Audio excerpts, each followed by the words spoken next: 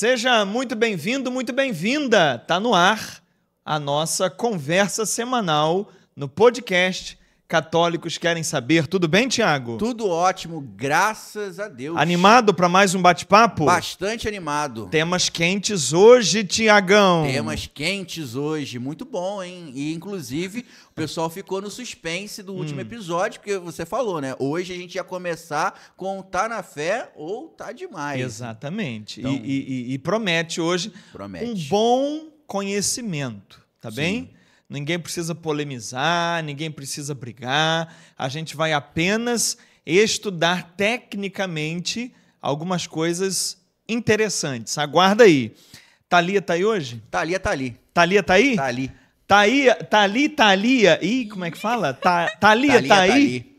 Oi, eu tô aqui. Isso, seja bem-vinda. Muito Tá obrigada. preparada aí com as câmeras, os microfones? Tudo preparado. Então tá, então vamos começar. Vamos Tiago, lá. é com você. Hoje a gente vai começar, como de costume, com o depoimento, o que os católicos estão falando, né? Boa, sobre boa. o podcast ou sobre as aulas da Bíblia Mais. E hoje o comentário é da Cledina. Cledina comentou o seguinte: que o Senhor Jesus lhe conceda mais e mais sabedoria e discernimento para nos transmitir conhecimentos e, acima de tudo, o entendimento da Bíblia ao todo.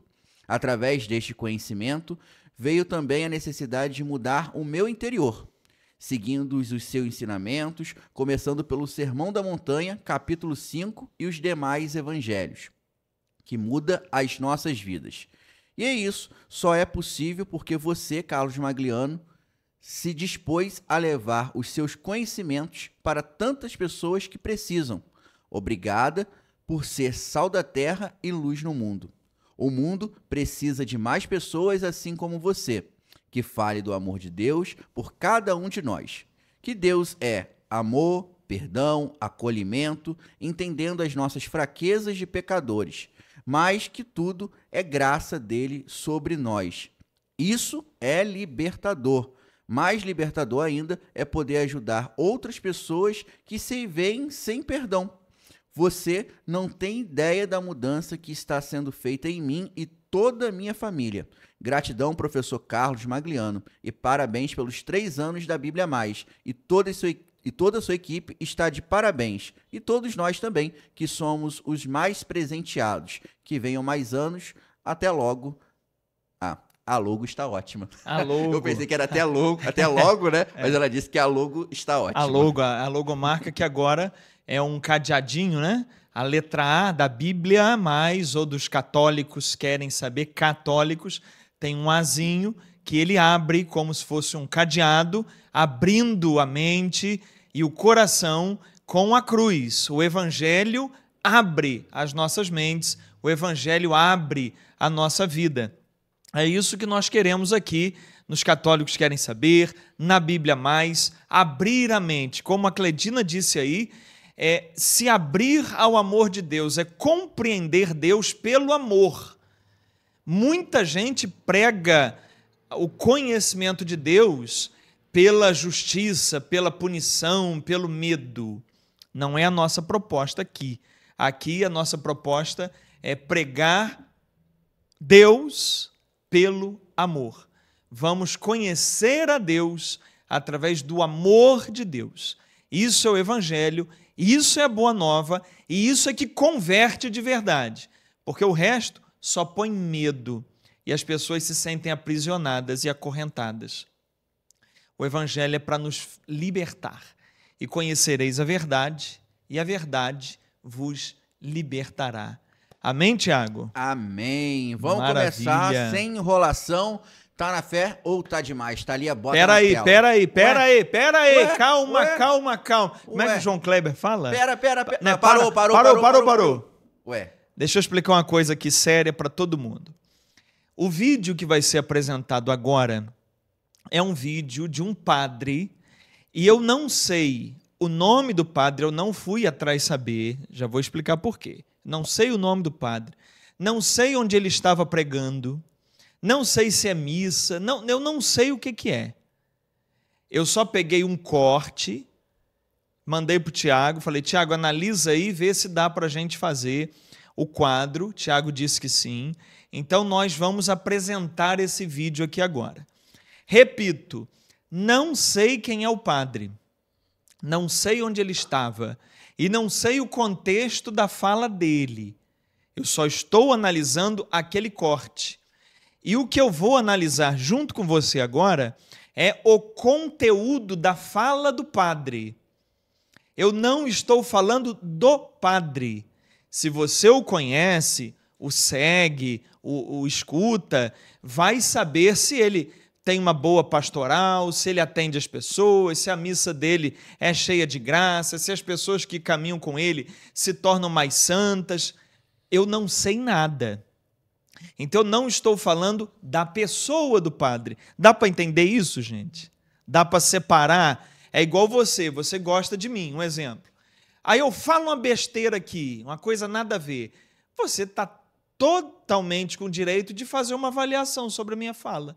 Isso não quer dizer que você deixou de gostar de mim. Quer dizer que você é uma pessoa sincera, quer dizer que você é uma pessoa que tem olhos na cara. Beleza? Então, hoje em dia é assim, Tiago. Se eu gosto de você, tudo que você faz eu tenho que aprovar. Se eu não gosto de você, tudo que você faz é ruim. Não pode ser assim. Isso é fanatismo. Então aqui não tem ninguém fanático. Aqui a gente vai observar o conteúdo da fala do padre, porque está circulando na internet e ele falou isso publicamente e a gente vai analisar, segundo os critérios da Igreja Católica, a fala dele.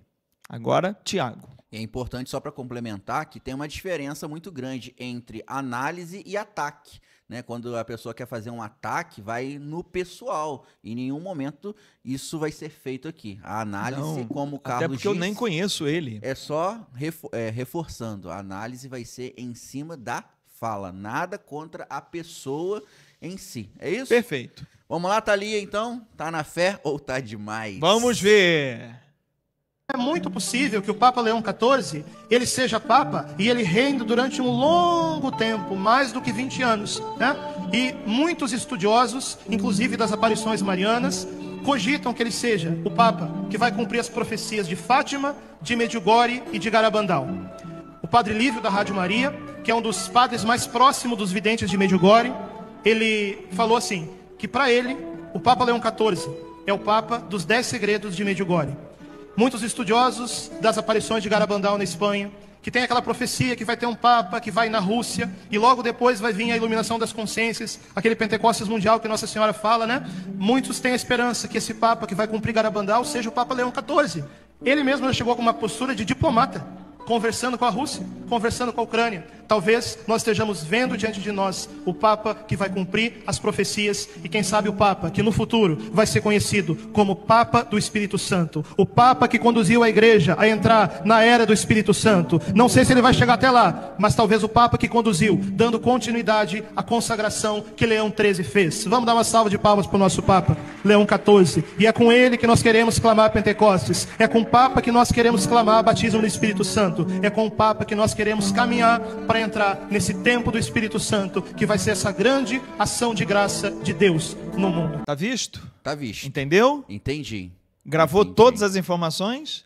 Boa parte. Boa parte? Boa parte. Então vamos conversar sobre elas. Uma das coisas que me chamou a atenção ali, só pra gente fazer até uma ligação com o nosso último aulão, né? Que foi a escolha do nome Papa Leão XIV. Isso. Ele citou ali o Papa Leão XIII, né? Isso. Que o Papa Leão XIII ele ficou conhecido também pelaquela oração de consagração do milênio ao Espírito Santo. Só para a gente entender do que ele está falando ali. Por que ele diz essa questão de dar uma continuidade do que foi Leão XIII? Até fazendo esse link com o aulão que a gente teve. O Papa Leão XIII, ele foi um Papa da ciência. Ele foi um Papa do Rosário, ele foi o Papa do trabalho, da doutrina social da Igreja. Então, o trabalho do Papa Leão XIII, ele abarca muita coisa. O Papa Leão XIV, quando escolhe o nome dele, e ele explicou isso, ele escolheu o nome pela viés da doutrina social da igreja, pelo viés da doutrina social. Porque o Papa Leão XIV entende que estamos num momento da humanidade em que essas disputas polarizadas, políticas, isso cria um ambiente muito ruim, muito pesado, e ele tem essa preocupação tanto com a comunicação, como com a ciência, como com o direito do trabalho. Então, são questões que ele pretende trazer. Então, é nessa linha que se fala, que ele é uma continuidade. Sendo que o que ele pega ali como continuidade, eu não entendi bem o contexto da fala dele. Sim. Porque ele está falando de aparições de Nossa Senhora, de Fátima, de Garabandal, de Medjugorje, que nem tem muito a ver com o Papa Leão XIII. Sim. Porque tudo é depois dele. Sim. Então, o contexto do que ele está dizendo, eu fiquei na dúvida exatamente do que ele está falando ali. Eu também não consegui compreender muito. O que deu ainda dá para dar uma semelhança ali é essa questão mesmo, né, do Papa Leão XIII ter feito aquela oração do Vini Creatus. E aí o Papa Leão XIV... Não, Vini Creatus não é do Leão XIII. Não é do Leão XIII? Não. A de consagração do século XX não é do Leão XIII? Não, o Veni Creator, Veni Creator. Vem Espírito Criador, visita nossas mentes. É essa? Essa é de Rabano Mauro, século IX. Vê aí, Thalia, pesquisa aí. Qual foi a oração que o Papa Leão XIII fez do Espírito Santo? Veni Creator, não. Interessante. É. Porque a informação que eu tenho até esse exato momento... Não, vem Espírito Criador, visita nossas mentes, enche com a graça do céu os corações que para ti criaste. Esse é Veni Creator. Sim, aquela oração do Espírito Santo... Essa é do século IX, certo, Rabano Mauro. Essa que eu tô falando é aquela que normalmente o pessoal faz nas missas de virada de ano, que no dia 31 faz a consagração do próximo ano. Então vê aí, Thalia, qual que é essa? Porque não é a Veni Creator. Tá, vamos esperar a Thalia então, mas enquanto isso a gente dá continuidade ao nosso papo. Já achei. Já achou? Fala aí, Thalia. A oração que ele fez é a consagração do século XX ao Espírito Santo. Ah, bom. Não é exatamente essa Vini Creator, mas ele fez uma oração em consagração do século. Ele consagrou o século XX ao Espírito Santo. Nós já estamos no século XXI. Pode ser, então, que ele queira ter dito isso. Sim. Que Leão XIII fez a consagração do século XX e agora Leão XIV vai fazer do século XXI. Sim. Sendo que já estamos há 25 anos do século XXI. Perfeito. Um detalhe, aqui está escrito que ele cantou o Vini Creator. Ele cantou, Tiago. Aliás, existia. você hoje cantou a música aqui. Em breve você cantará no próximo aulão, não é isso? Tá bom, vamos lá. Tá ali. Vai lá. Vamos lá.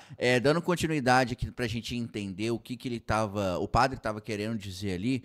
Explica pra gente o que são essas aparições, só pra gente se situar, pra gente entender o que ele estava querendo dizer. Essas aparições são reconhecidas pela igreja, não são reconhecidas? Então, ele cita 3 aparições. Ele cita Fátima, ele cita Medjugorje e ele cita Garabandal. E ele põe a ideia de que o Papa Leão XIV é o Papa que vai cumprir as profecias advindas dessas aparições. Que são aparições pessoais. Sim. Todas as aparições, seja de Maria, seja de Jesus, que alguém diz ter visto, um vidente viu Maria, um vidente viu Jesus.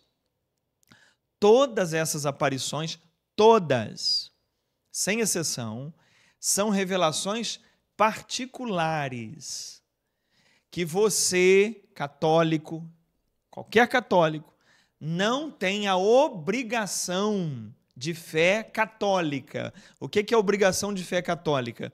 Você não tem a obrigação de assumir o conteúdo dessas aparições como uma obrigação de fé para você. Isso eu tenho cansado de repetir. E eu nunca vi outra pessoa na internet falando isso, Tiago. Eu também não. Você já viu? Também não, só você. E isso está no documento, por exemplo, do Vaticano. Você abre lá a mensagem de Fátima, o documento que o Vaticano lançou no ano 2000, está dito isso lá no documento do Vaticano. Então, isso tem que ficar absolutamente claro. Conteúdo de aparições é de obrigação do vidente. Porque a igreja separa aparição privada, revelação privada, que é uma... Eu vi Nossa Senhora, ela me deu uma mensagem. É privada, é para mim. Uma coisa é conteúdo privado, outra coisa é revelação pública. Você que é um bom aluno já sabe. Qual é a revelação pública, a única revelação pública que todo fiel católico está obrigado a aderir? O Evangelho. Pronto. O Evangelho é a revelação pública. Eu estou deixando no material, dentro da Bíblia Mais, para quem for aluno, estou deixando esse documento de Fátima. Quando você abre a plataforma e está assistindo esse podcast aqui pela plataforma Bíblia Mais, o PDF do documento de Fátima está lá para você ler. Para ver se eu estou ficando maluco ou se está escrito isso lá. Certo. Então, para a gente poder entender bem o que você está falando e o que o padre estava querendo dizer ali. Nós não somos obrigados, nem nós acreditarmos nessas aparições e nem que o Papa é o cara que vai cumprir isso tudo. Então, aí vamos começar a tratar disso detalhadamente? Vamos. Eu trouxe aqui alguns textos do Vaticano mesmo, para a gente começar a entender. Primeiro, ele fala ali que Nossa Senhora de Fátima deixou as suas mensagens e que há algo a ser cumprido. Sim. E quem pode ser que vai cumprir isso é o Papa Leão XIV. Não foi isso que ele disse? Sim. Aí você pega o documento de Fátima, esse que eu estou deixando dentro da plataforma, você pode ir no site do Vaticano, digita lá mensagem de Fátima no site do Vaticano e tem assim, assinado pelo cardeal Ratzinger, que foi o Papa Bento XVI, depois de João Paulo II. Esse documento é da época de São João Paulo II. Os diversos acontecimentos, preste atenção, Tiago, os diversos acontecimentos, na medida em que estão lá representados, está falando dos acontecimentos de Fátima, pertencem já ao passado. Quem estava à espera de impressionantes revelações apocalípticas sobre o fim do mundo, ou sobre o futuro desenrolar da história, deve ficar desiludido. Fátima não oferece tais satisfações à nossa curiosidade, como, aliás, a fé cristã em geral, que não pretende nem pode ser alimento para a nossa curiosidade. O Ratzinger escrevia muito bem, eu adoro os textos dele. Sim. Preste atenção. Os diversos acontecimentos, na medida em que lá em Fátima, nas mensagens de Fátima, são representados, pertencem já ao passado. No caso, o João Paulo II, né, que cumpriu essas ditas Na leitura aparições. do Vaticano, a terceira parte do segredo se cumpre em João Paulo II, com o tiro que ele leva no dia de Nossa Senhora de Fátima, em 1981. Certo. Quando isso aqui é escrito no ano 2000, para o Vaticano, ou seja, o ensino oficial da Igreja, tudo que havia na mensagem de Fátima já tinha sido cumprido. Fátima é uma mensagem do passado. Segundo o Vaticano, não sou eu, não. Não há nada a se cumprir na mensagem de Fátima. Por isso que o que foi dito, que o Papa Leão XIV vai cumprir... Cumprir o quê? Há um documento do Vaticano já dizendo que tudo foi cumprido, já terminou. O que eles pegam muito, Carlos, esse pessoal que diz que vai ser cumprido, que vai acontecer, é principalmente a questão da consagração da Rússia. Que você vê que ele citou, né? O Papa... Que realmente todo Papa é um diplomata, porque ele é o chefe aí de é que Estado. tá. Eu né? achei interessante também. Eu até trouxe aqui. Ele falou ali no vídeo assim, o Leão XIV chega com uma atitude diplomata. Já conversou com a Rússia, já conversou com a Ucrânia. Desde João 23, lá no Concílio Vaticano II, há uma diplomacia do Vaticano em conversa com a Rússia. Aí eu selecionei aqui, ó, João 23, surgiu a chamada, aí que está um nome em russo que eu não sei falar, Ostokliptik, sei lá, Vaticana, que é uma diplomacia entre o Vaticano e a Rússia. Paulo VI encontrou-se em 1965 com o ministro soviético Andrei Gromyko e manteve canais abertos com Moscou. João Paulo II, apesar de ser crítico do regime soviético, buscou diálogo para apoiar os católicos no leste europeu. Sua relação com a Rússia sempre foi marcada pela diplomacia. Bento XVI aprofundou os contatos e melhorou relações com a Igreja Ortodoxa Russa. Francisco foi o primeiro papa a se encontrar com o patriarca de Moscou em 2016. Inclusive, o Papa Francisco chegou a falar diretamente com embaixadores russos e enviou enviados especiais a Moscou, como o cardeal Mateus Zupp, em 2023. Sim. Então, a diplomacia vaticana, os papas diplomatas, não é com Leão XIV, é desde João 23. Sim. Todos eles estão em diplomacia com a Rússia. Sim, sim. Dando continuidade nessa questão que eu falei sobre a consagração que alguns críticos fazem, porque o Papa João Paulo II, ele fez uma consagração do mundo à Nossa Senhora e fez uma oração pela Rússia. Mas aí alguns dizem, não foi isso que Nossa Senhora de Fátima pediu. Ela pediu que se fizesse a consagração da Rússia pela conversão, Então, que aí viria a paz no mundo. Aí dizem que nenhum Papa ainda fez isso. É aí que entra essa todos questão. os papas fizeram a consagração do mundo à Rússia, à Nossa Senhora. A consagração do mundo à Nossa Senhora. O interessante é essa fala. Muitos dizem que se não fizeram, mas não é o entendimento dos papas. Engraçado.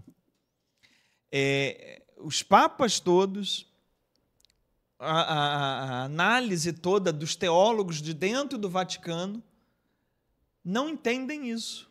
Não entendem que tem que ser assim. Entendem que tem que haver uma consagração à Nossa Senhora. E eles consagram o mundo a Nossa Senhora. E a questão da paz é sempre uma questão baseada naquilo que Tiago fala na carta dele. Tiago, que não é esse que está aqui, é um outro Tiago, ele diz que da onde vêm as guerras? Está lá na carta de Tiago, lê.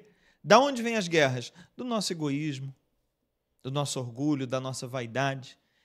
Então, o que vai acabar com as guerras, em última instância, é que cada coração humano se consagre a Nossa Senhora, mas não como título, mas viva de fato a experiência de ser um outro Jesus para Maria.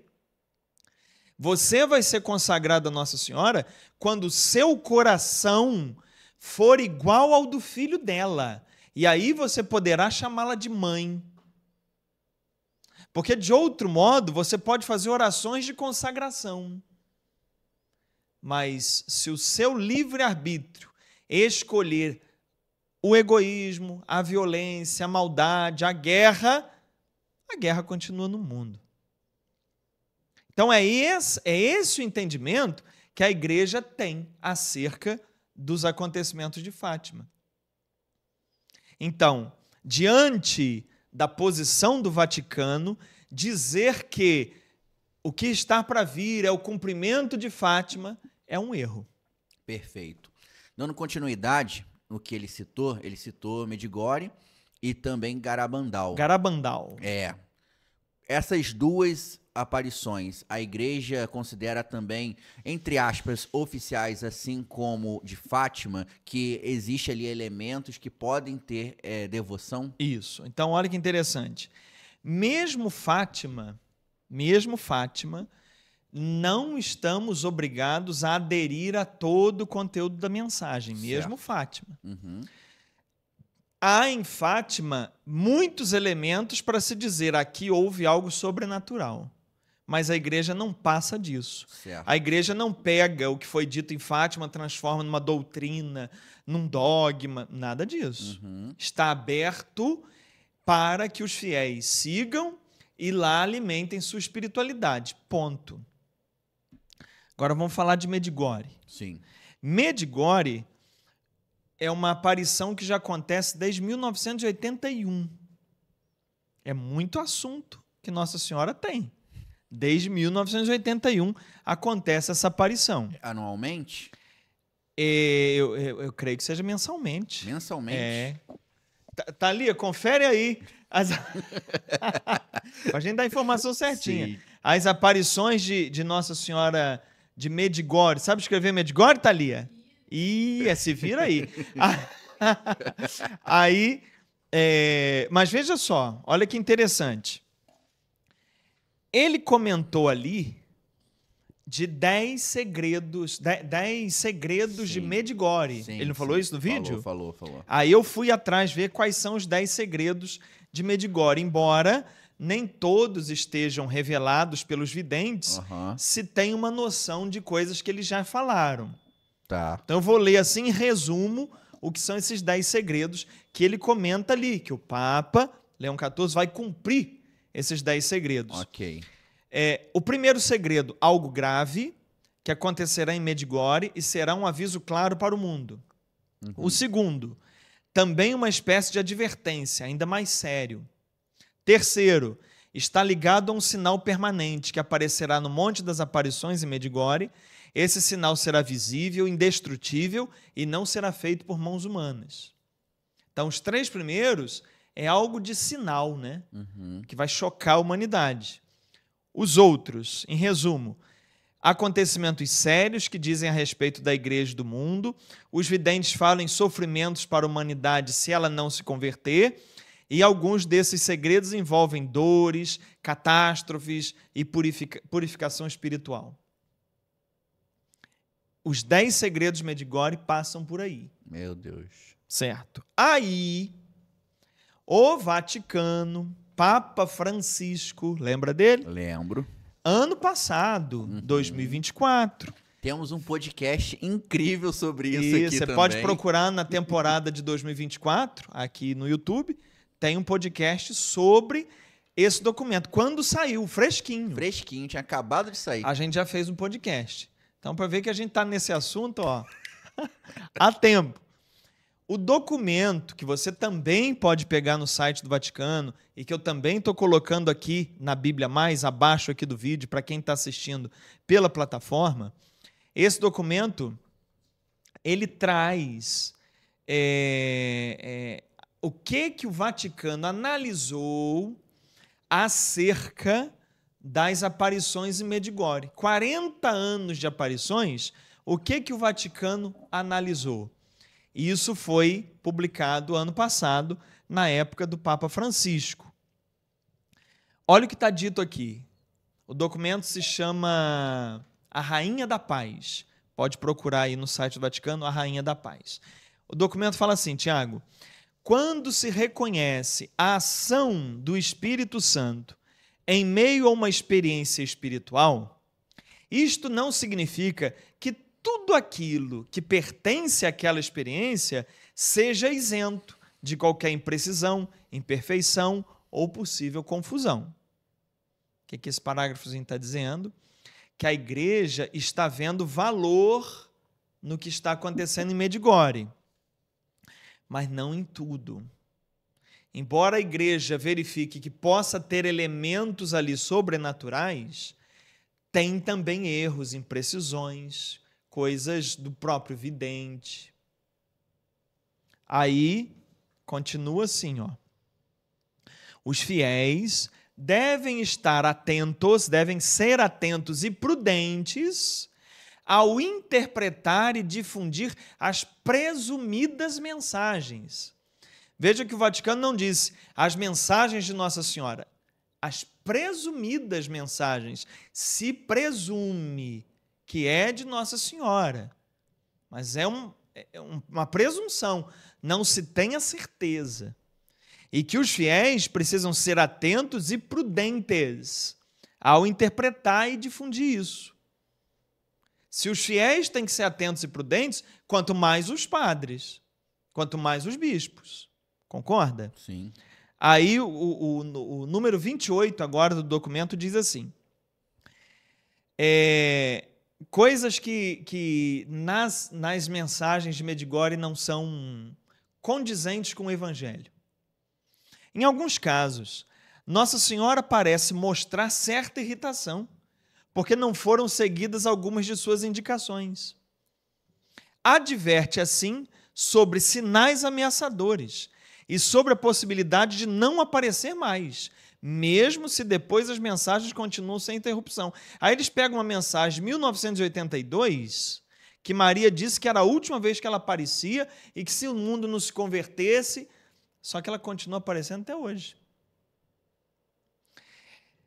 Ou seja, no documento do Vaticano que analisa Medjugorje, justamente descarta os tais 10 segredos de Medjugorje, porque demonstram irritação, trazem ideias de ameaça, e o documento vai seguindo, colocando que toda fala que traga a ideia de fim do mundo iminente, de catástrofe, de castigo, de Deus que vai pesar a mão, tudo isso é contrário ao Evangelho. Porque Jesus na cruz, que foi a maior ofensa que o ser humano já fez a Deus, o que ele falou?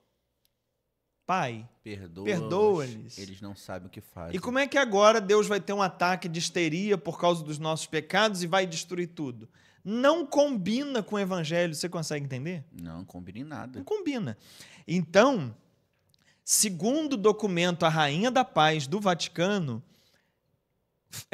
as mensagens de Medjugorje, esses 10 segredos de Medjugorje que falam de catástrofe, de tragédia, não fazem parte do que o Vaticano aprovou das mensagens de Medjugorje. Gente, é importante a gente ter essa noção e saber o que a igreja diz oficialmente sobre essas coisas, senão a gente fica repetindo as coisas que nem papagaio, e aí é feio, né? O Carlos falou muito bem aqui sobre a questão, se nós como leigos temos que ter cuidado de propagar essas palavras, quanto mais o próprio clero, né? Exatamente, e é muito importante que você siga um conselho de Paulo. Na primeira carta aos Coríntios, capítulo 14, se não me engano, versículo 29, Paulo está dando um conselho para a igreja de Corinto. A igreja de Corinto era uma igreja muito dada a manifestações sobrenaturais. E Paulo diz assim: os profetas falem 2 ou 3 de cada vez, e o restante julgue. Ou seja, que quem estiver falando, principalmente aqui nesse quadradinho da internet, que seja o Carlos Magliano, que seja o padre fulano, que seja o bispo ciclano, ouça, mas ouça com discernimento, como disse Paulo. Não é porque você gosta de mim, gosta aqui do nosso podcast, que tudo que eu falar você vai assumir, não. Não é porque você segue um padre ou vê um diácono, um teólogo, não sei quem falando, um missionário falando, que tudo que ele falar você vai aceitar. De pronto, não. Coisinha na garganta. Faça como Paulo disse. Julgue, no sentido de discirna. Vá atrás. Eu estou dando aqui fontes para você. Eu não estou dizendo eu acho. Eu não estou dizendo na minha opinião. Eu estou vendo aqui os documentos do Vaticano. Faça isso. Até porque se a gente negar os documentos do Vaticano, a autoridade do Vaticano, a gente está fazendo o papel de protestante, né? Isso, você está se desligando da igreja. Está desligando da igreja. Então, o ato de excomunhão, digamos assim, é mais da nossa conduta quanto à igreja do que a igreja com a gente, né? As Claro. pessoas acham que excomunhão é um documento que vão te dar aqui, ó, tá excomungado. Não, mas todas as vezes que a gente ir contra o que o Papa diz, o que o magistério da igreja está dizendo, nós estamos nos excomungando. Você está se colocando fora da comunhão, né? Exatamente. Fora do que é incomum na igreja. Thalia, descobriu aí? Descobri. Fala aí. Deixa eu ler aqui. Vamos ver. Aqui está dizendo Ah. que inicialmente as aparições eram diárias, passaram para mensais ou anuais, dependendo do vidente. Então, dependendo do vidente que visse, ele via com periodicidades diferentes. É mais Interessante, de um. né? Dependendo do vidente, não é dependendo de Nossa Senhora, não. É dependendo Nossa. de quem vê. Então é mais de um vidente. Então, Sim. nesse São, caso. isso é. É mais de um vidente. Parece que são 4, agora não tenho certeza. Mas é mais de um vidente. E, tá vendo? Diário, mensal, anual. Aí depende do expediente de cada vidente. Meu Deus. Interessante, é muita mensagem. Meu É Deus. muita coisa que se produziu lá em Medjugorje nesse período. Agora, nesse documento que a igreja fez sobre Medjugorje, o que ela diz? Sim. Ela bate o martelo e fala, Nossa Senhora aparece aqui? Não. Não. Fala que ali há elementos que indicam um fenômeno sobrenatural. Sim. Mas ela não garante Sim. que Nossa Senhora tenha aparecido ali. Sim. No caso de Garabandal, a gente vai falar agora, mas pelo que eu tô sabendo, a igreja confirmou que não tem nada de aparição lá. A Garabandal Aí- foi batido o martelo. Aí é que tá. Vamos falar Garabandal agora? Vamos lá. Garabandal, sabe onde fica? Não faço a menor ideia. Em Santander. Sabe onde é Santander? O banco? É na Espanha. Espanha, tá. Essas aparições aconteceram de 1961 a 1965. Tá. Foram algumas meninas que disseram ter visto Maria e o anjo Gabriel. E tem lá as mensagens dessa aparição. Essa aparição se baseia em 3 elementos: aviso, milagre e castigo. Uau. É dito que vai ter um grande aviso para a humanidade, igual o que esses 10 segredos de Medjugorje também falou ali. Uhum. Vai ter um evento que vai ser uma transformação de consciências, o padre comentou isso no vídeo, e que vai causar uma mudança na mentalidade humana, nas consciências humanas, no mundo inteiro.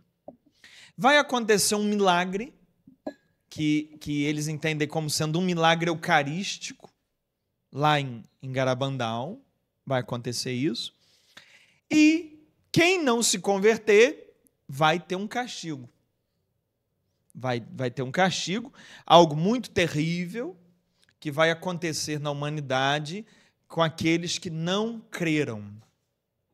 Então você vê, Tiago, que há uma estrutura. A estrutura é aviso, sinais, milagres e castigo. Certo. É nesse ponto que o Vaticano pega. Uhum. Porque o evangelho não é isso. Não. O evangelho é o contrário. O evangelho é pregação da palavra e salvação. Pregação da palavra e misericórdia. Pregação da palavra e conversão. Não à força do medo, mas pelo amor. É como Paulo diz, o amor de Cristo nos constrange. Eu recebi tanto amor que agora eu constrangido me entrego a Deus, de tão constrangido que eu fiquei por Ele me tratar tão bem. É diferente das estruturas dessas mensagens, que eu vou me converter porque senão eu vou morrer. Eu vou me converter senão Deus vai acabar com a minha vida. É uma estrutura totalmente diferente. E aí, o que temos oficialmente a respeito de Garabandal? Você viu que Fátima, a igreja tem um grande respeito. Medjugorje, a igreja entende que tem elementos ali de sobrenaturalidade, não tudo, e aí descartou essas mensagens castiguentas. Agora vamos ver Garabandal? Vamos. Olha só, Garabandal.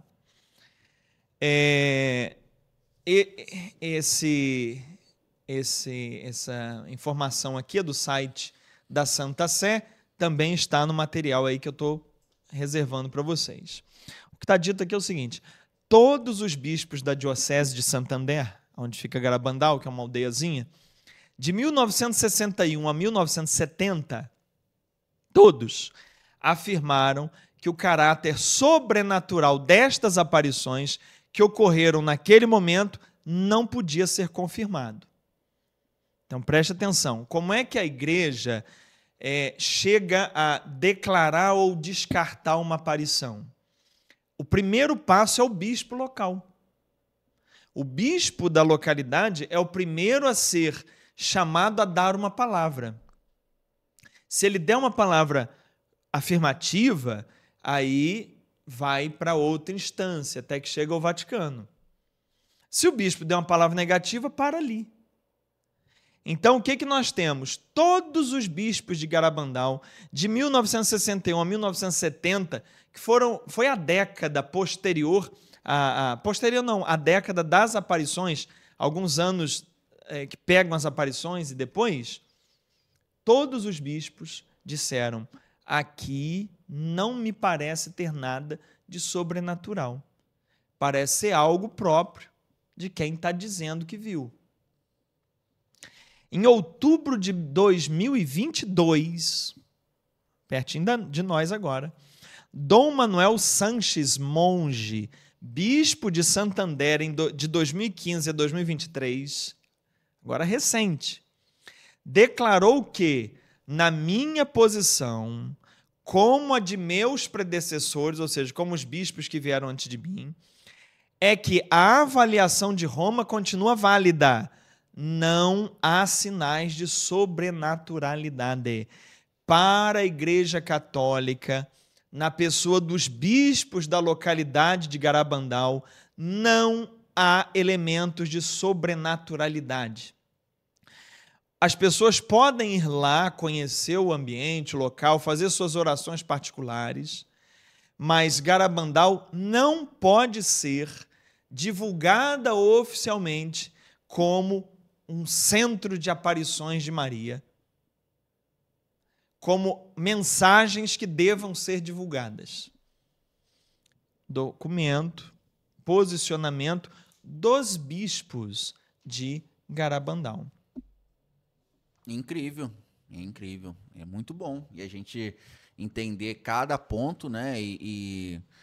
O que eu fico me perguntando, por que o pessoal fica atrás disso também, né, gente? Nossa Senhora também, o que está no Evangelho é um testemunho tanto da grande mulher que ela foi, um exemplo de mãe, de dedicação, né, para o Evangelho também. E para que ficar atrás desse tipo de coisa, né? Esse tipo de coisa, Tiago, Jesus falou no Evangelho dele. Em Lucas, ele fala assim: virão dias em que vocês desejarão ardentemente ver um só dia do Filho do Homem. Porque virão dias, Tiago, isso na vida de todo mundo, que a gente passa por tribulações muito grandes. A gente passa por sufocamentos de toda espécie. Então, chega em determinados momentos de muita perda, de muita dor, de doença, de tragédia, do que quer que seja, que a gente olha para cima e fala: como eu queria ver algum sinal, como eu queria que Deus rasgasse esse céu e mostrasse um sinal para mim. A gente não passa por dias assim? Passa, como Jesus falou. Só que Jesus fala assim: desejareis ver um dos meus dias, mas não vereis. Então a gente fica nesse desejo de ter o milagre acontecendo. A gente, pelas nossas dores, pela nossa vulnerabilidade, pela nossa fraqueza, a gente cai nessa necessidade de ir para o milagre. Tem que acontecer alguma coisa aqui. É o desespero humano. E as pessoas que vão atrás disso, eu acho que compreendo. Elas estão passando por problemas de vulnerabilidade, por problemas de doença, de tristezas, de perdas, de muitas angústias. E ali se torna para elas algo assim confortante. E aí você vai dizer assim, mas como é confortante saber que o mundo vai acabar, que vão destruir tudo, que Deus... É porque, de alguma maneira, as pessoas que vão ali se sentem seguras por saberem que o mundo vai ser destruído e elas não. Porque eu estou seguindo isso aqui, ó, eu não vou ser destruído, mas você que não está, você vai. Então, de uma maneira, aquilo conforta psicologicamente as pessoas. Ai, pelo menos eu não vou ser destruído. Então, infelizmente, e esse é o medo do Vaticano, essas pessoas são pegas para seguir essas coisas aqui pelo que de mais fraco, de mais vulnerável elas têm. E a Igreja de Cristo não pode atrair pessoas dessa maneira. A Igreja de Cristo tem que atrair pessoas pela mensagem do amor, do bem, da paz. Esse tipo de pregação atrai gente, mas pega a pessoa pelo que de mais fraco ela tem. E aí ela vem e fica com medo. E aí é que está o perigo, porque pessoas assim se tornam massa de manobra, se tornam escravizadas mentalmente, se tornam controladas. Se pegar um líder religioso que tenha o interesse de manipular essas pessoas, ele manipula tranquilamente. Então, isso é um perigo. Assim como é um perigo, grupos que enfatizam experiências sobrenaturais, por exemplo, grupos que enfatizam visões. É perigoso. É a mesma coisa, Tiago, com a medicina. Se você observar na ciência, a pessoa que tem visões, ela é o quê? Esquizofrênica. Então, se tem um determinado grupo que fica estimulando e dá muita ênfase às visões, muita gente começa a ter visões ali. E você vai cultuando uma doença, vai cultuando a esquizofrenia. E eu não estou dizendo aqui que não seja possível ter visões verdadeiras. O que eu estou dizendo aqui é que a igreja se preocupa em que as pessoas estimulem esse tipo de espiritualidade mágica e muita gente começa a desenvolver visões de forma doentia. Audição de vozes, entende?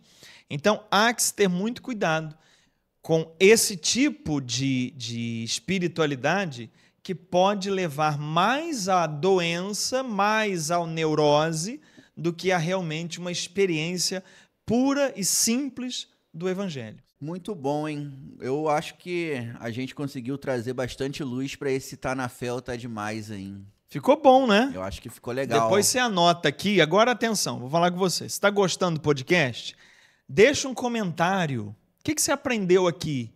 Deixa um boa noite, um bom dia, uma boa tarde. Curte, aperta aí o dedinho, ó, legal, gostei. Fala mal também da gente, não tem problema, fala mal aí, Tiago, você não sei o quê. Do Tiago, de mim não, fala só dele. Mas participa, porque quanto mais você participa, mais esse vídeo é entregue para outras pessoas. Só para você ter uma ideia, se você der um gostei aí, esse vídeo é mostrado para mais 5 pessoas. Então, uma pessoa pode virar 6, você e mais 5, só clicando o gostei aí, tá bom? Você sabe também qual uma outra forma que o pessoal pode ajudar muito a gente, que o YouTube também considera como um engajamento forte? Quando a pessoa pega o link, né, o compartilhar, e manda esse episódio para outra pessoa. Então, tem aqui embaixo, né, um botãozinho escrito compartilhar, a pessoa vai clicar, vai gerar ali um link e ela pode mandar no WhatsApp, por exemplo. Beleza. Para um amigo, para um familiar. A gente compartilha tanta coisa, muitas vezes inútil, né, na internet, né? Fake news adoidado, o pessoal vai passando nos grupos da família. Esse aqui é um conteúdo interessante. Clica em compartilhar aí, ó, gente. Manda no grupo da família, no grupo da igreja, pra sogra, manda para todo mundo. Manda aí no grupo do CPP aí. Isso, o que é CPP? Conselho o Conselho Paroquial de Pastoral. Põe no CPP, põe no SPC também, se você tiver, põe também lá. Muito bom. E agora a gente vai para aquele quadro que tá todo mundo gostando, hein? Qual? É o Para Além da Homilia. Para Além da Homilia. Hoje, o que você reservou pra gente? Hoje eu reservei a segunda leitura, Tiagão. Segunda leitura. Para Além da Homilia. Qual o objetivo desse quadro? É tratar de alguma leitura do dia, hoje no caso domingo, né? Para além do que é dito nas homilias, porque nas homilias o padre não faz um aprofundamento histórico, crítico do texto. Nas homilias o padre faz uma mensagem espiritual de aplicação comunitária para o que aquela igreja esteja vivendo naquele momento, para o que o padre acha importante orientar as suas ovelhas. Não é um estudo bíblico, como a gente tem na Bíblia Mais. Aqui é um aperitivo do que a gente faz na Bíblia Mais. Perfeito. Então, a gente pega uma das leituras do dia e comenta. Sim. Hoje eu peguei a segunda leitura. Você já leu a carta de Paulo a Filemon? Não. Nunca leu? Não. É a menorzinha dele. É um bilhetinho. Tem 25 versículos só. Não tem nem capítulo. É um capítulo. Mas nem se diz capítulo. É? Se fala Filemon 20. Filemon versículo 20. Que interessante. Porque é um bilhetinho. É um bilhete que Paulo escreveu da prisão. Uhum. Ele estava preso, aí não se sabe bem se era em Éfeso ou em Roma. Mas ele estava preso. E ele pregou o evangelho lá na prisão. E um dos que estavam lá se converteu, gostou da mensagem do evangelho e aceitou Cristo, do ensino que Paulo estava fazendo. Aí Paulo falou, que bom, meu irmão, me fala um pouquinho de você e qual é o seu nome? Meu nome é Onésimo. Você vem da onde? Eu era escravo. Eu era escravo e fugi. E acabei preso. E estou nessa condição aqui. Aí Paulo fala assim, mas você era escravo de quem? Ele fala, eu era escravo de Filemon. Uhum. Aí Paulo, opa, eu conheço Filemon. Eu conheço. Filemon é meu amigo. Eu vou escrever uma carta para ele te aceitar de volta. Para você sair aqui dessa prisão. Aí ele escreve essa carta a Filemon. E aí a igreja separou para hoje Filemon, os versículos 9b, porque pega o finalzinho do 9, né? 9b até 10, aí pulo 11, lê o 12 até o 17. A primeira coisa que eu quero dizer antes de ler é que falam assim, olha, se você ler a liturgia diária todos os dias, durante 3 anos, você vai ter lido a Bíblia inteira. Você acredita nisso? Eu acreditava. Pois é, claro que não é. Por exemplo, Filemon, tá quebradinha, ó. É 9b, nem pega o 9 inteiro, 9b 10, pula o 11, vai de 12 a 17. Pulou. Sim. Quebrou. Porque o que a igreja separa aqui é para uma liturgia, para uma celebração, não é para um estudo, não é para uma leitura. Sim. Então, esqueçam de falar isso. Você tem que pegar a Bíblia e ler. Tem que pegar o texto inteiro e ler.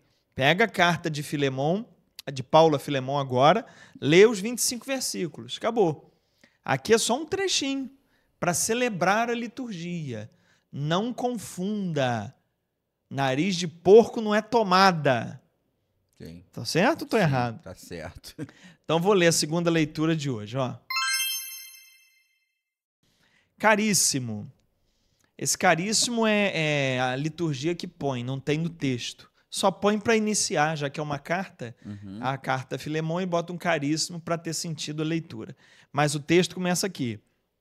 Eu, Paulo, velho como estou, e agora também prisioneiro de Cristo Jesus, faço-te um pedido em favor do meu filho, que fiz nascer para Cristo na prisão, Onésimo. Eu o estou mandando de volta para ti. Ele é como se fosse o meu próprio coração. gostaria de tê-lo comigo, a fim de que fosse teu representante para cuidar de mim nesta prisão, que eu devo ao Evangelho, ou seja, ele está preso por causa do Evangelho. Mas eu não quis fazer nada sem o teu parecer, para que a tua bondade não seja forçada, mas espontânea. Se ele te foi retirado por algum tempo, talvez seja para que o tenhas de volta para sempre. Já não como escravo, mas muito mais do que isso, como um irmão querido, muitíssimo querido para mim, quanto mais ele o for para ti, tanto como pessoa humana, quanto como irmão no Senhor. Assim, se estás em comunhão de fé comigo, recebe-o como se fosse a mim mesmo. Palavra do Senhor. Graças a Deus. Graças a Deus. Tiagão, Sim, o teólogo quer saber, sim. Paulo era a favor da escravidão? Não, acho que não. Mas Paulo está dizendo que, em outras palavras, está escrevendo para Filemão, porque Filemão é o dono de Onésimo. Sim. E Paulo está falando, ó, eu queria que ele ficasse aqui me ajudando, mas eu não queria passar por cima de você. Eu não queria que a sua bondade fosse forçada, ou seja, ele fica aqui se você quiser. E também estou dizendo para você recebê-lo de volta aí. Ou seja, ele trata o Onésimo como tendo um dono. E ele se dirige a Filemão como dono de Onésimo. Sim. Fazendo-o acolher, fazendo talvez deixá-lo lá para cuidar de Paulo, mas é o Filemão que tem que decidir. Aí eu te pergunto, Tiago, por que Paulo não escreveu para Onésimo, para Filemão, falou assim, Filemão, escravidão é um absurdo. Que história é essa de ter escravo? Sai disso, cara. Agora o Onésimo está aqui em liberdade e você nunca mais vai botar a mão nele. Por que Paulo não falou isso? Olha, eu posso estar equivocado no que eu vou falar agora, mas eu já ouvi dizer, aí eu não tenho comprovação, que o contexto de escravidão nesse período não era escravidão como nós conhecemos, por exemplo, como foi a escravidão no Brasil, de trabalho forçado. Era mais uma troca. Por exemplo, a pessoa pegava um dinheiro emprestado, algo do tipo, e aí ela devia um favor. E o favor ficava como essa escravidão, que é um trabalho em troca de algo que ele recebeu. Então, teoricamente, a pessoa fica dono por um período até ele cumprir ali o acordo que foi feito. Uhum. Não sei se eu estou equivocado. Mesmo que seja isso. Uhum. É assim que a gente lida com um outro ser humano? Não, de forma alguma. Não, então. Aí a minha pergunta continua a mesma. Você tentou fugir, mas de mim você não foge.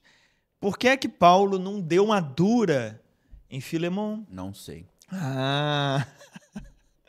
Veja bem, Tiago, aí que é interessante a gente entender as aplicações do texto. Por quê? Paulo, ele está numa circunstância, ele está num momento histórico, ele está mergulhado na cultura.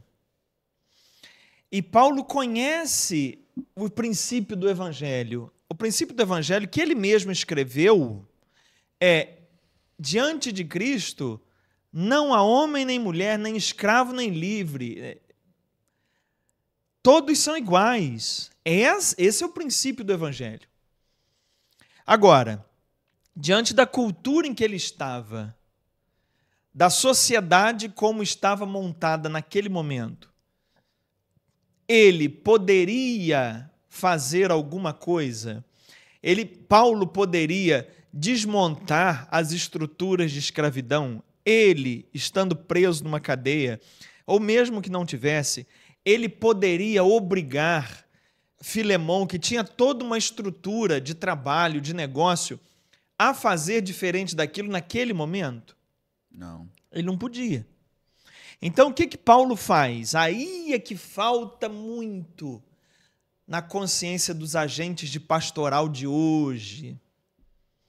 Paulo, sabendo que a situação diante de Cristo é ruim, é imperfeita, ele não obriga ninguém a nada, que você tem que mudar tudo agora, de uma hora para outra.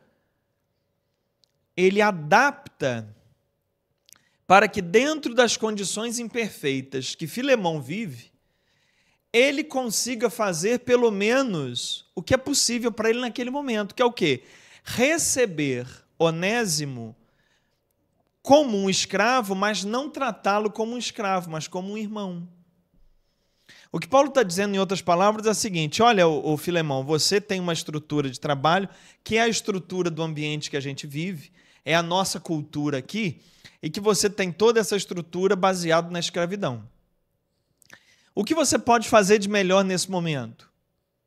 É tratar as pessoas que são seus escravos como seus irmãos. Dê a eles dignidade humana. Melhore as condições de relação com você. Então, Paulo pega uma situação que é ruim, que é negativa, a escravidão, sabendo que isso não se muda de uma hora para outra. O que ele pode fazer, então? Como é que ele pode diminuir problemas? Ele pode, pelo menos, aplicar o amor com os escravos dele, tratá-los de um modo diferente, tratá-los como irmãos na fé. E por que eu disse que isso falta aos agentes de pastoral?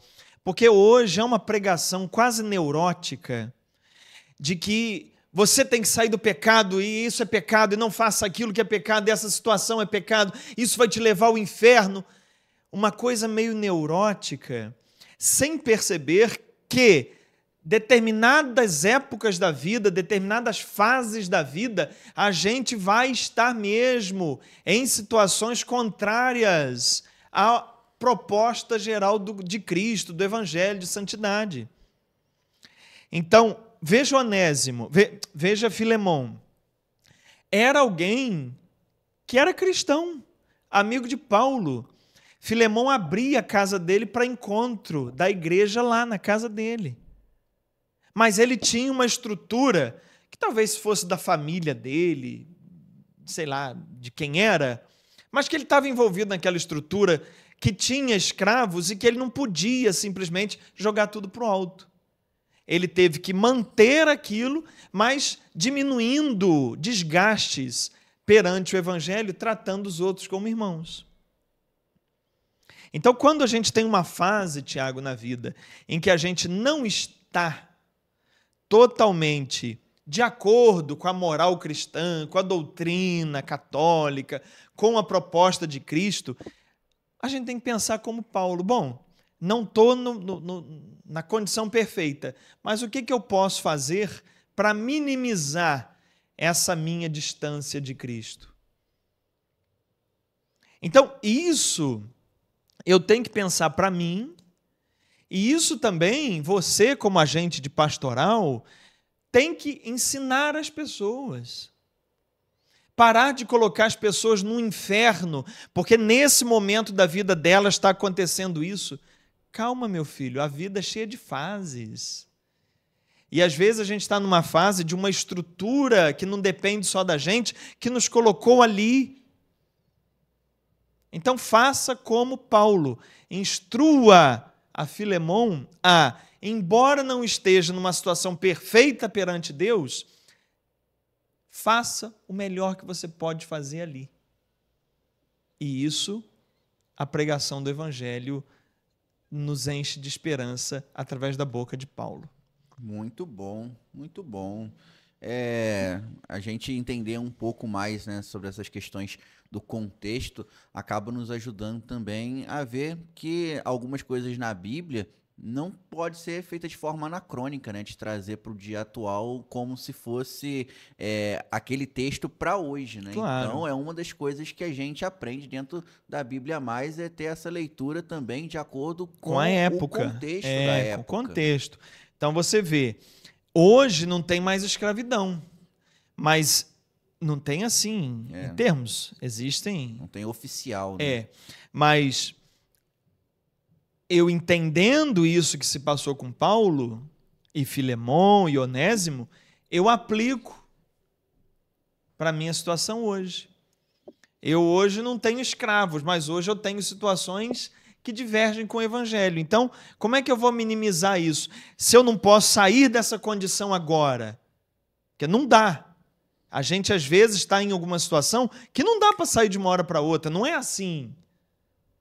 Então, eu tenho que ver dentro da minha condição precária, frágil, o que eu posso fazer de melhor. Agora, eu só posso fazer isso, Tiago, quando eu entendo os contextos, quando eu entendo o texto, o que ele estava dizendo, por quê, qual era o assunto. Aí eu consigo atualizar a palavra de Deus para a minha vida. Perfeito. Senão, eu vou achar que entendi o que o autor estava falando, não entendo, aplico na minha vida de forma equivocada e acho que estou vivendo alguma coisa relativa a Deus e não estou nada. Perfeito. E é legal a gente ver como que os ensinos que a gente aprende dentro da plataforma Bíblia Mais, elas são aplicadas realmente no dia a dia da nossa vida. Na segunda-feira passada, a gente teve a reunião de núcleo do grupo de oração e a gente estava conversando sobre algumas passagens da Bíblia e aí, dentro da reunião, o pessoal vai colocando seus pontos de vista, né? E a gente faz a leitura espiritual ali, mas uma hora ou outra a gente sempre esbarra no contexto da época, né? E a gente tenta buscar ali uma questão técnica também. E com o conhecimento que eu adquiri, que estou adquirindo com a Bíblia Mais, estudando com você, é muito legal ver como que a gente olha para o texto e consegue falar até para os nossos irmãos e iluminar. E aí a expressão que eles têm é sempre de muita surpresa, dependendo ali do assunto. Ainda mais quando é Antigo Testamento, quando a gente vai explicando ali algumas coisas, as pessoas ficam surpresas. Mas eu acredito que essa sensação que eu tenho de poder, poxa, trazer uma informação bacana para os meus irmãos de caminhada é o que os alunos da Bíblia Mais também sentem, sabe? De você olhar para o texto da Bíblia e você não se sentir preso ou com medo daquilo que você está lendo, mas você ter ali uma visão clara do que aquele texto quis dizer para aquela época. E isso a gente só consegue ter, como eu posso dizer, a gente só consegue ter essa visão clara na nossa vida de igreja se a gente estuda. Então a gente só consegue ter uma leitura espiritual da Bíblia boa se a gente entende o contexto que aquela leitura foi. Não, você não consegue fazer uma meditação do texto bíblico sem compreender historicamente o texto. Exato. Quando você pega Gênesis 1 e fica meditando em cima dele, pensando que o texto está falando de uma criação do universo, quando o autor está falando da reconstrução de Jerusalém, quando você não sabe fazer essa distinção, você começa a achar que o mundo foi criado em 7 dias, você começa a achar que o sol foi criado depois das plantas. Sim. Você está seguindo um texto que é uma poesia, que está tratando de um acontecimento específico daquele tempo, como se fosse algo que caiu do céu, que Deus ditou. Então, a diferença que faz conhecer historicamente o texto é incrível. É incrível. E a gente vê também como que Jesus, no seu tempo, cada ação que ele teve, foi tudo pensado realmente em combater tudo que as pessoas estavam vivenciando como religião até aquele momento.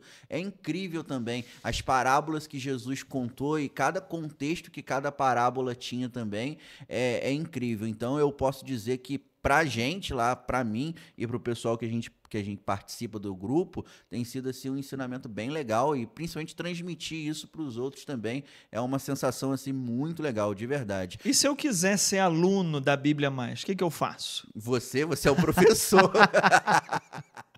Mas você que está assistindo no ar podcast é ótimo, né? Fazendo propaganda do dele. Para você que está assistindo Católicos Querem Saber podcast e ainda não é um aluno da Bíblia Mais, vai ter um QR Code passando aqui na tela, é só você escanear esse QR Code. Se você estiver assistindo pela televisão, tá? Você aponta a câmera do seu celular para o QR Code, ou se você estiver assistindo pelo celular, tem um link aqui embaixo na descrição do episódio, é só você clicar nesse link, que lá tem uma landing page, né, chamando, um nome bonitinho, landing page, mas é uma página que você vai ser direcionado, que está explicando com tudo, todos os detalhes da Bíblia Mais, tem ali também o que as pessoas dizem sobre a Bíblia Mais, tem as principais dúvidas, enfim, tem tudo bem detalhado lá dentro para você conhecer a Bíblia Mais e você gostando de tudo que é falado aqui no podcast, gostando do que você vai ver lá na landing page, você pode se tornar aluno aqui do Católicos Querem Saber, da Bíblia Mais e fazer parte desse grupo de católicos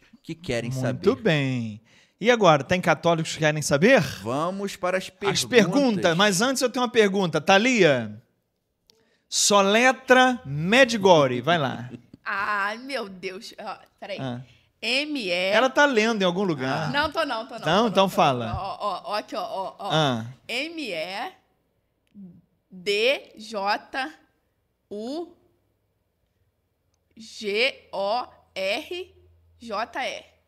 Nossa, tem um J ali no final. É Medjugorje. Tem um J no final? É. Acertei? Não sei, eu não prestei atenção. Ai, meu Deus. Foi. Eu acho que acertou. Tá ótimo. Vai lá, Thiago. Vamos lá. Antes da gente entrar para as perguntas, tem umas coisinhas pra gente poder conversar. E agora, hein? Thiago vai me chamar na chincha. Você lembra que semana passada você deu 2 opções de próximo aulão? O que o pessoal ia Não lembro mais nada. O que eu então falei? eu vou te refrescar a memória. Você deu a opção de... E se eu dissesse que Lúcifer não existe? E esse é um tema pro aulão. O aulão. E o outro era sobre não vou lembrar das formas que você disse, mas era a visão da igreja sobre a oração em línguas. Oração né? em línguas. Exatamente. Era um aulão sobre oração em línguas. O que a igreja diz sobre isso? E aí o pessoal votou aqui nos comentários e pelo que eu pude perceber, o pessoal quer que o primeiro aulão seja da oração em línguas. Opa! Exatamente. Providencial. Essa semana o Papa Leão XIV fez um pronunciamento sobre oração em línguas. Eu vi. E gerou um auê aí nas redes sociais. O lugar para ter auê é rede social, né? Sim. Então, vamos aproveitar que o Papa falou sobre isso essa semana e o pessoal escolheu aqui também. O aulão de outubro vai ser sobre oração em línguas. Agora, em setembro, nós não teremos aulão mensal, nós vamos ter um curso especial do mês da Bíblia, onde os protestantes erram. Vai ser dias 15, 16, 17 e 18, às 8 da noite, ao vivo aqui no YouTube. Então, onde os protestantes erram, curso especial do mês da Bíblia de setembro e aulão mensal em outubro sobre oração em línguas. Esse curso de setembro, eu estou montando os slides, já montei das 3 aulas, falta a última. Tá espetacular, Thiago. Você que já andou pelas bandas protestantes. Sim, 18 anos da minha vida. Isso. Eu quero que você participe intensamente desse curso comigo. Muito bom. Aí, você bateu na mesa, eu bato, ela fica mais forte a luz. Olha aqui. Diminui a luz aí, Thiago. Faz aqui, ó. Quem sabe faz ao vivo. Diminui a luz aqui. E senão vão dizer que é o espírito. Já acertou aqui. Consertou agora tá bom aqui, ó, sem iluminação forte. Vai lá, Thiago. Vamos lá. A primeira pergunta aqui é da Caroline Souza, minha xará de sobrenome. Maravilhosos. Gostei que ela começou chamando a gente de maravilhosos. Vamos lá. Tiagão tá toda lá. Me diga uma coisa, por que os vídeos antigos foram apagados? Gostava daquela playlist sem catequeses ou algo assim. Me ajudou muito para o encontro que precisei conduzir. Se não me engano, havia também um vídeo sobre homossexualidade na Bíblia. Estou enganada? Queria muito esse conteúdo. Me ajudem, por favor. Não me ignore, Tiago e Thalia. Um abraço, que Deus os siga abençoando o trabalho de vocês. Qual o nome dela? Caroline. Caroline, a gente de tempos em tempos faz uma revisão de conteúdo aqui no YouTube, tira alguma coisa e põe outras novas. Então aqui no YouTube é assim. Esses vídeos que você gostava, eles estão sendo regravados dentro das aulas da Bíblia Mais. Pode ser que algum tema volte aqui no podcast desse ano. Se você tem dúvida, bota aqui que a gente comenta de novo no podcast. mas por enquanto eles estão fora do ar, tá bom? Com relação ao tema que você falou aí da homossexualidade na Bíblia, aguarde, porque um dos próximos temas aqui do podcast vai ser exatamente esse, porque também o Papa Leão XIV, nessa semana, recebeu em audiência um padre que tem um trabalho pastoral voltado para as pessoas homoafetivas. Então, temos já sinalizações da postura do Papa Leão XIV sobre a comunidade LGBTQIA+. Então, aguarde, porque nós teremos um dos próximos podcasts aqui, não sei quando ainda, vai depender aí da agenda, a gente vai tratar esse tema da homossexualidade. Acompanhe nossos podcasts. Muito bom, muito bom. A Neuza Sodré Batista. Bom dia, Carlos. Bom dia, Tiago. Ou boa noite, né? É que ela assiste de dia. Ela escreveu de dia, ela né? assiste de dia. Minha pergunta é, a ressurreição de Lázaro o fez viver de novo ou foi para a ressurreição para a vida eterna? Já vi padres dizer que foi para a vida eterna. Na Bíblia, fala dele numa festa depois da ressurreição dele. Pode me explicar isso? Quanto aos podcasts, parabéns. Assisto todos. Vocês são ótimos. Muito obrigado. O termo técnico, digamos assim, para o que aconteceu com Lázaro seria uma revitalização. Embora dito ressurreição, mas o termo melhor seria revitalização. Por quê? Ressurreição está muito ligado ao final da história humana, ao último dia, quando todos ressuscitarão para a glória de Cristo. Isso é o que vai acontecer com todos. Agora, o que houve com Lázaro é que ele revitalizou, ele voltou à vida dele normal. Tanto é que você mesmo pontuou. Ele estava ali num jantar, depois ele morreu de novo. Né? Será que ficaram perguntando se ia ressuscitar outra vez?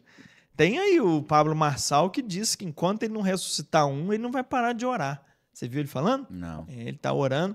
Ele está até batizando agora. Isso aí eu 20 vi. mil reais para batizar com o Pablo Marçal. 1h ainda. 1h? 1h. Jesus, é muito sofrimento. Então, quem tiver afim, vai lá. Mas a história com Lázaro é essa. O termo melhor é uma revitalização. Muito bom. Claver Arzani. E é um nome chique, hein? Chique. Professor, o senhor disse... O Senhor. em alguma aula que depois de Herodes, o Grande, eles foram proibidos de chamar de rei o governador do local. Sim. No evangelho da morte de João Batista, o Herodes aí foi chamado de rei. Esse episódio aconteceu no período da vida pública de Jesus. E Pilatos não era o governador da Judéia? Onde estou errando? Você está errando na questão seguinte. Herodes, vamos de novo, para começar lá do início. Tem Herodes o Grande, que é aquele que governava a Judéia, a Samaria, a Galiléia, ele dominava todo Israel ali praticamente, na época do nascimento de Jesus. É desse Herodes o Grande que se fala que perseguiu as criancinhas menores de 2 anos, Herodes o Grande. Quando ele era chamado rei Herodes. Uhum. Quando Herodes o Grande morreu, dividiu-se o reino dele em tetrarquias, em 4 campos de comando. Ficou para os filhos. Sabe o político que emprega os filhos? É o caso de Herodes. Herodes empregou os filhos dele todinhos na política ali. Ele era chamado de rei, o Herodes o Grande, embora ele fosse um rei de menor estatura, porque acima dele tinha um imperador romano, que era Roma quem dominava tudo, e Herodes só estava ali porque trabalhava para Roma. Beleza. Quando ele morreu, dividiu-se para os filhos também eram chamados de rei, mas isso depois foi acabando, porque quiseram dar cada vez mais ênfase ao imperador romano, a Tibério César. Já na época de Jesus, já era Tibério César o imperador de Roma. Então, nessa época já, não se falava mais oficialmente rei. Podia ter alguém que falasse por costume antigo, mas oficialmente estava proibido dizer rei. Tanto é que Jesus é condenado à cruz e é pendurado na cruz o motivo da condenação. Qual que era o motivo da condenação? Rei dos judeus. Ou seja, ele se fez rei.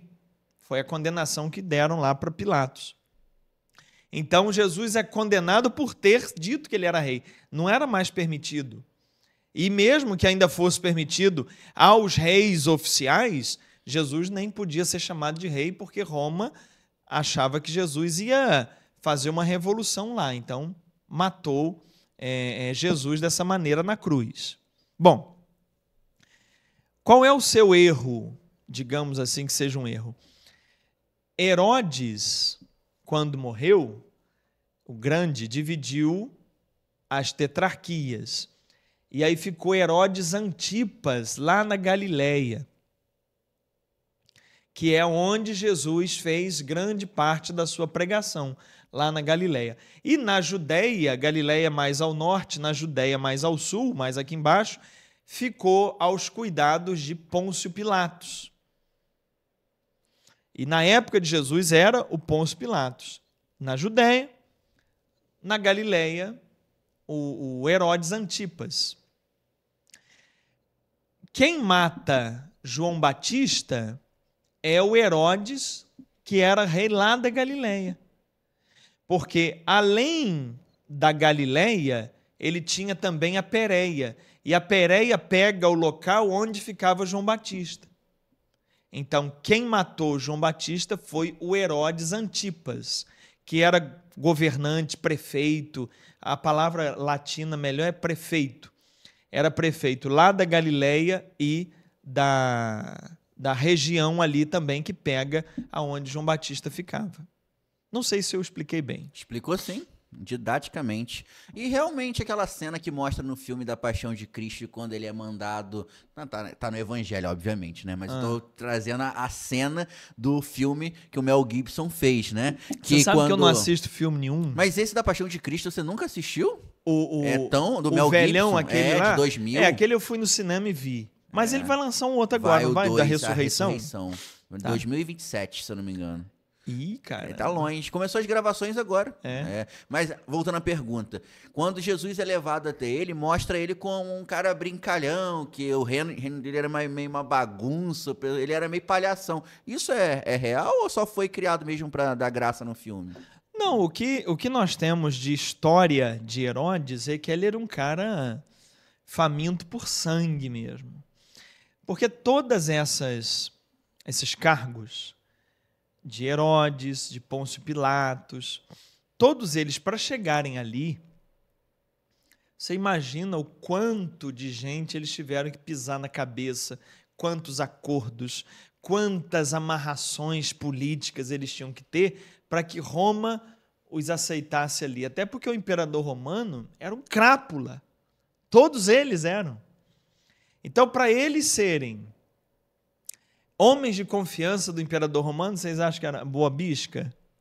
Não era. Não. Então, a gente vê, eu acho que é em Lucas, quando fala do encontro de Jesus com Herodes, a gente tem a impressão que Herodes é meio assim, dado ao teatro, dado à palhaçada. Quer ver?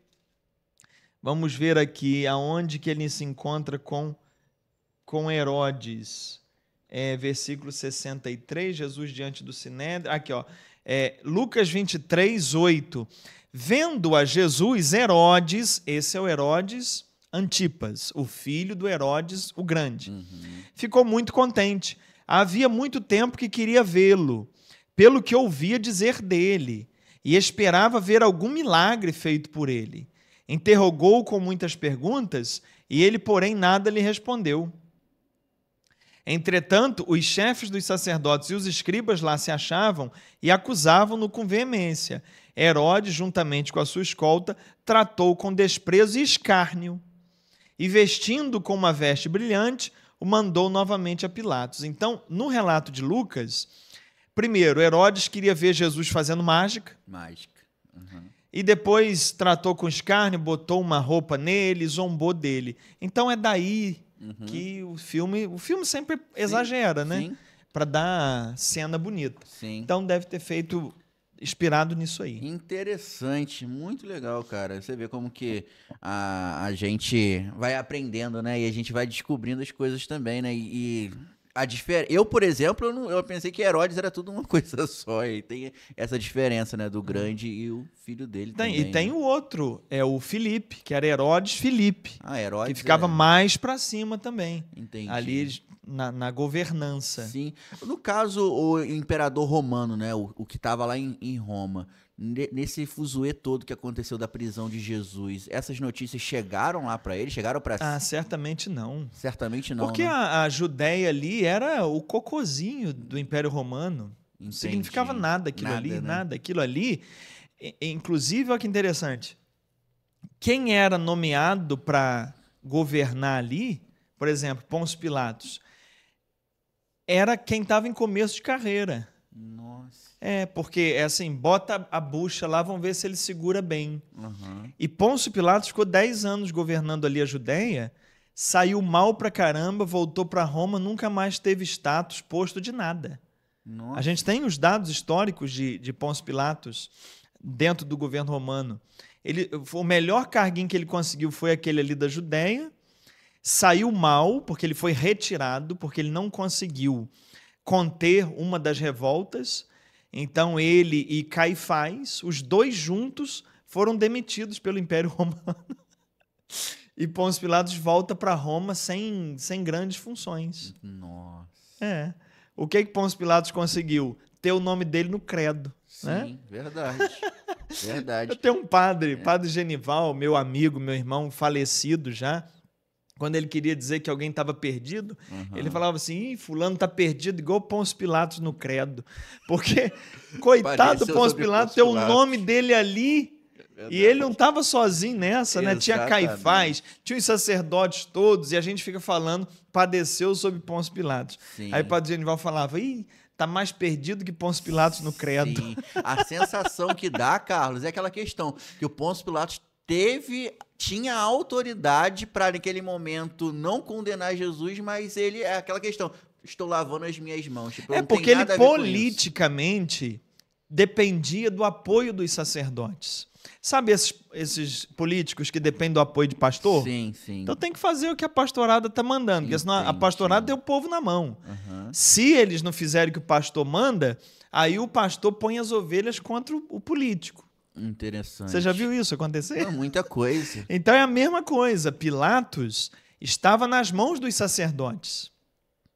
Porque se os sacerdotes começassem a encrencar com Pilatos, ele poderia ser retirado dali também. Sim. Então Pilatos é aquele posto que ele tem que agradar os judeus, e agradar os judeus significa agradar os sacerdotes, que é a maior autoridade dali, e ele tem que, ao mesmo tempo, agradar Tibério César, o imperador.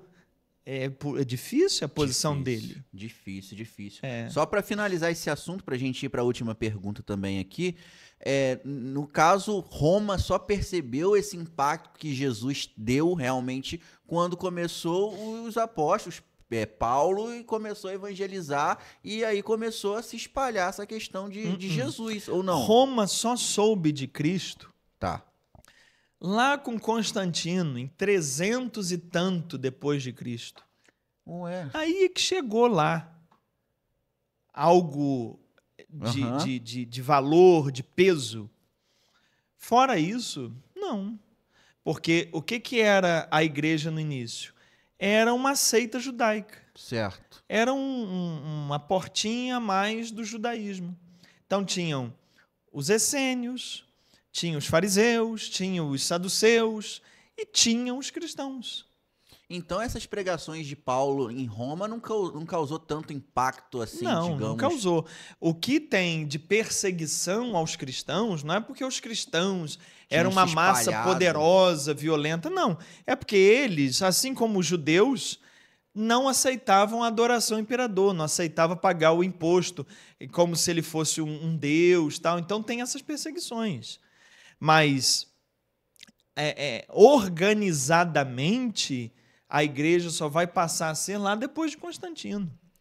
Interessante. Eu assisti um documentário do The History sobre Constantino, né? E tava mostrando a conversão de Constantino, né? Como que aconteceu. E aí, a impressão que o documentário dava era justamente nisso, que naquele período de Constantino já tinha uma massa muito grande de cristão, e ele meio que viu que não tinha como mais o império ir contra eles. E por isso que ele falou assim, vamos manter eles ao nosso lado. Não é que o império ia contra eles. Havia realmente muitos cristãos espalhados, mas era uma força popular. Então, não é que o império estava indo contra os cristãos, é porque o império estava em franca decadência.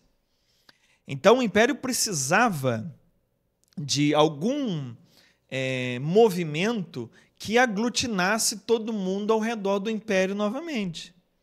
Entendi. Entendeu? Entendi. E aí, vê-se a possibilidade de que tem cristão espalhado pelo império todo. Eles, sim, são uma força que pode reunir o poder na mão do imperador outra vez. Pode juntar esses pedaços fragmentados do império em um império só. Então foi uma jogada política também. Aqui não tem ninguém para ficar vivendo de fábula. Sim. A relação de Constantino com a igreja é uma relação muito política, onde os cristãos são utilizados para uma massa de aglutinar força em torno do Império Romano outra vez. Perfeito. Uma aula de história aí. Meu filho. Que legal, Vamos cara. fazer um podcast, a história da igreja. Vamos fazer? Não. É legal, pô. É legal. O tema é legal. A gente pode fazer sim, tô brincando. Mas a gente também pode fazer um curso lá para teologia, de história da igreja. Aí é mais aprofundado. Novidades vêm por aí, aguardem. Vamos lá. Última pergunta, da Maria das Neves. Pode falar, Maria. Professor, por que Jesus disse no alto da cruz, eis a tua mãe e eis aí o teu filho? Qual foi o contexto ali e o motivo que Jesus fez isso? O motivo? O Evangelho de João conta que Jesus está na cruz, nas suas últimas horas, e diante da cruz está Maria e o discípulo amado, que se entende que seja João. Só o Evangelho de João conta essa cena. Ele mesmo diz que ele era o mais amado. É porque, na verdade, ali tem uma questão da comunidade que João guiava, né? Está escrevendo também esse texto, e que esse discípulo amado não é para exaltar João, mas é para que cada pessoa que se sinta como discípulo amado se coloque naquele lugar, entendeu? Então é mais ou menos assim, se eu sou o discípulo amado, eu vou agir assim. Mais bonita a sua reflexão. Isso, é uma ideia que se tem. Bom, Maria e João estão ali. Aí Jesus fala para Maria, mulher, eis aí o teu filho. A missão é dada a Maria. Se dá muita ênfase que João levou Maria para morar com ela, João cuidou de Maria, tá certo. Mas a missão é dada a Maria. Mulher, eis aí o teu filho. De novo, né? A missão de novo. De novo. E aí diz para João, eis aí tua mãe. Agora pensa comigo, Tiago. Você tem mãe, não tem? Tenho. Você imagina que você está morrendo. E sua mãe está na beira da sua cama, lá no hospital, vendo os seus últimos minutos de vida. E você vai morrer. Como Maria sabia que Jesus ia morrer, não tinha como sair dali vivo. E o que você fala para sua mãe é: olha o Carlos aí do seu lado, mamãe. Agora ele vai ser o seu filho. Tiago, isso é um trabalho de desapego sem precedentes. Isso é uma condição de missão extraordinário, porque eu tenho meu filho aqui que eu estou perdendo. E o meu próximo passo não é lamentar a perda do meu filho. O próximo passo é ser mãe do outro. O próximo passo agora é virar para esse outro aqui e dar para ele tudo que eu dei para esse que está morrendo. O que Jesus pede a Maria é: não se apegue a mim. Você me ama, mamãe? Então agora faça pelos outros o que você fez por mim. O chamado de Maria naquele momento é um chamado de total desprendimento, total entrega e total aceitação do outro como sendo o filho dela, Jesus. Então daí se tira muita coisa. O que eu tiro para mim é o seguinte: se eu não aceitar o outro como eu aceitei Jesus, eu não estou aceitando a mensagem de Jesus para mim. Porque o que Jesus pede o tempo todo é que a gente cuide do outro. É o que ele pediu à mãe e é o que ele vai falar no juízo final. Deu pão a quem tem fome, deu água a quem tem sede, vestiu a quem estava nu. Não são essas as perguntas? Isso é o Evangelho. Baita reflexão pra gente terminar o podcast de hoje, hein? Olha, bacana. É isso aí. Cada um analise a sua própria consciência e vê se está seguindo aí, galera. Não é a gente que... É Jesus que vai julgar lá no final. Então, cada um que está assistindo o podcast analisa aí sua consciência e vê se você está cumprindo o que Jesus falou aí. Se não tiver, ainda dá tempo de... Dá tempo. De São redimir. fases da vida, gente. Exatamente. Bom podcast hoje, hein? Foi bom, não foi, Foi Thalia? legal. Oi. Soletra Ai, meu Deus. Garabandal. Ai, Garabandal, eu não sei. Ué, mas Vai ser mais fácil. É mais fácil, Garabandal. Ó, Ah, é? Medjugorje, agora eu peguei aqui, ó. Medjugorje. Eu acho que a Thalia falou direitinho mesmo. Garabandal, Thalia. É normal como fala? É Porque normal, Medjugorje a gente fala de um jeito. e escreve do outro. Garabandal. Tá correto? É isso aí. Pronto, ganhei. Garabandal. Ganhei. Ganhou o Ganhou o quê? quê? Não nada. Thalia, obrigado. Eu que agradeço. Abraço, Thiago. Muito obrigado mais uma vez. Eu que agradeço. E você, já sabe, assiste de novo, compartilha de novo, dá um gostei de novo, comenta de novo, porque a repetição é a mãe da aprendizagem. Tchau.